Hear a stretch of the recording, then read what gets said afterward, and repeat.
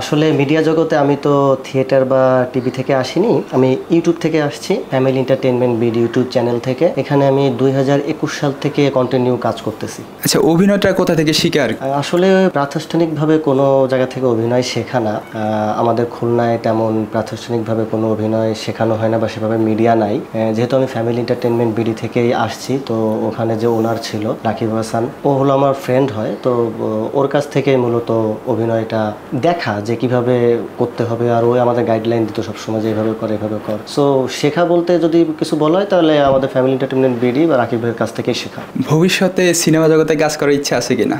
এটা তো সবারই থাকে, সিনেমাতে কাজ করবে, যেহেতু এই লাইনে যেই আসে, আমার না শুধু প্রতিটা মানুষেরই এটা একটা ইচ্ছা থাকে যে আস্তে আস্তে সে উপরের দিকে উঠবে। তো অবশ্যই সিনেমাতে করার ইচ্ছা আছে, তবে এটা কতদূর সফল হয় এটা বলা যাচ্ছে না, তবে আল্লাহ চাইলে অবশ্যই হবে। মিডিয়া জগতে আইডল কাকে মনে করেন? আসলে আইডল মনে করার বিষয়কে আমি তো জীবনে কখনো এটাকে প্রফেশনালভাবে নেব এটা ভাবিনি, তো সেভাবে আইডল এখনো এত শর্ট টাইমের মধ্যে নির্ধারণ করা ঠিক হবে না, কারণ একজনকে আইডল মেনে তারপরে তো কেউ মিডিয়া জগতে নামে, তো আমি তো আসলে সেভাবে আইডল কাউকে মেনে নামি নাই। তারপরে অনেকের অভিনয় আমাকে ভালো লাগে, আমাকে মুগ্ধ করে, যেমন আমাদের বাংলা সিনেমার নায়করা আছে রাজ্জাক, হুমায়ুন ফরিদি। আর হুমায়ুন আহমেদ তো যথেষ্ট ভালো একজন রাইটার ডিরেক্টর।